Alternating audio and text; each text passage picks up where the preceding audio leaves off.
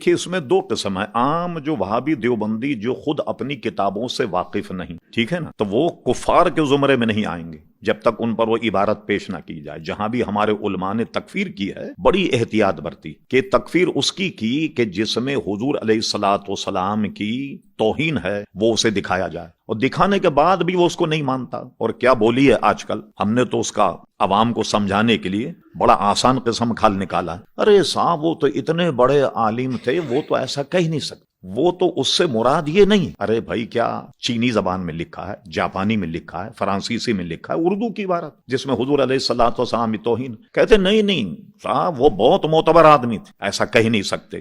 مسئلہ اس کو ہم مثال سے دیں. ایک صاحب لاہور میں رہتے تھے، ان کی بیگم رہتی تھی کراچی میں. کراچی سے کسی نے لاہور میں خط لکھ دیا، بڑے معتبر دوست تھے، کہ آپ کی بیوی بیوہ ہو گئی. وہ خط پڑھ کے رونے لگے. نہیں سمجھے شاید آپ، سمجھے ان کے شوہر جو ہیں وہ خط پڑھ کے رونے لگے. انہوں نے کہا پاگل ہو گئے، تم زندہ ہو تو بیوی کیسے بیوہ ہو گئی؟ کہنے لگے یار بات تو تم ٹھیک کہتے ہو، مگر جس نے خط لکھا نا وہ بڑا معتبر آدمی، وہ جھوٹ نہیں بول سکتا. یہ کیس ہے ان کا، سمجھ گئے آپ کہ صاحب صریحاً عبارت آپ دکھائیے کفریہ. کہتے ہیں کہ صاحب نہیں وہ تو بہت معتبر آدمی، بڑے آدمی، تو ایسا تو لکھ ہی نہیں سکتے. اور یہ طبقہ یہ ہے کہ خالی درود و سلام میں الجھا ہوا ہے، تو اس کی تکفیر ہم نہیں کرتے. تکفیر کب کرتے ہیں کہ باضابطہ ان کی عبارت ان دکھائی جاوے، یہ ہے آپ کے مولوی عالم نے یہ لکھا ہے یا نہیں؟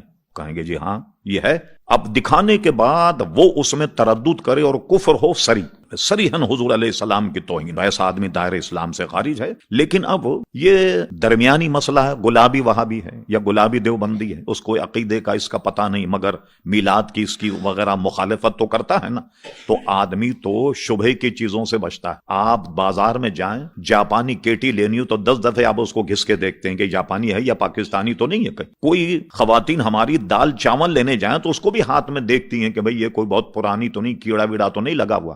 ہم دنیا بھر کی کھانے پینے کی چیزوں میں تحقیق کرتے ہیں کہ اصلی ہے یا نقلی ہے، تو مذہب کے معاملے میں ایک دوسرے پر کیسے اعتماد کر لیں، ٹھیک ہے نا. لیکن اس میں اتنا تو کہا جائے گا کبھی بچنا ضروری ہے ان کے پیچھے. اور جو ایسے لوگ جو نماز پڑھائیں تو کچھ تو ان میں دینداری ہے نا، جو نماز پڑھاتے ہیں. ہمارے نزدیک ممکن نہیں کہ اپنے لوگوں کی کتابوں سے وہ واقف نہیں، اور جو انہوں نے کتابیں لکھی بہت غیر محتاط گفتگو کی. یہی نہیں کہ حضور علیہ الصلوۃ والسلام کی توہین کا ہی مسئلہ، بلکہ اور بھی جو ان کے مسائل ہیں بے انتہا انہوں نے اس میں زیادتی سے کام لیا. مثال کے طور پر اشرف علی تھانوی صاحب کی بہشتی زیور اتنی مشہور ہے ہمارے یہاں کہ ہمارے سنی بھی شادی میں اپنی بیٹی کو دینے لگ گئے بہشتی زیور. یہاں تک کہ جہیز کا بہشتی زیور الگ چھپتا، ذرا خوب مرقع اور مسجع، نہایت خوبصورت اچھے کاغذ وغیرہ. تو اہل سنت نے اپنا سنی بہشتی زیور نکال لیا کہ بجائے وہ دینے کر کے یہ دو. اب اس میں آپ اگر پڑھیں تو اشرف علی تھانوی صاحب نے شرک کا باب باندھا. ٹھیک، اس کے نیچے جتنی بھی چیزیں وہ سب شرک ہیں.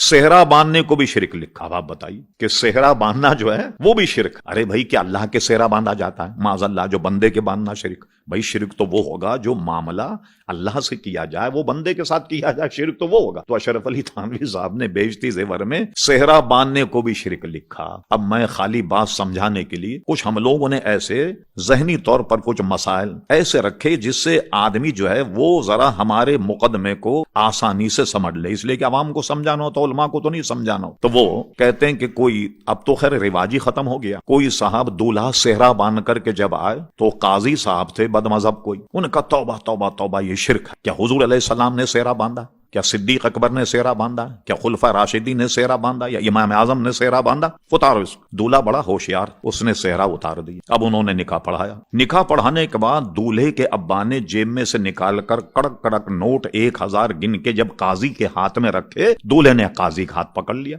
کہنے لے قاضی صاحب کیا حضور نے نکاح پڑھوائی لی تھی؟ کیا حضور نے 1000 روپے نکاح پڑھوائی لی؟ ابو بکر صدیق نے لی، فاروق اعظم نے لی، امام اعظم نے لی، کس نے لی نکاح پڑھوائی جو آپ پیسے لے رہے ہیں؟ ارے کہنے لے دولہے میاں یہ تو خوشی کا سودا ہوتا ہے، یہ تو خوشی میں آپ کے ابا نے دے دیا. تو نے کہا اچھا یہ جو ہم نے صحرا باندھا اپنے ابا کے 40ویں کا باندھا ہے، یہ کیا غم کا اور کسی تعزیت کا صحرا باندھا؟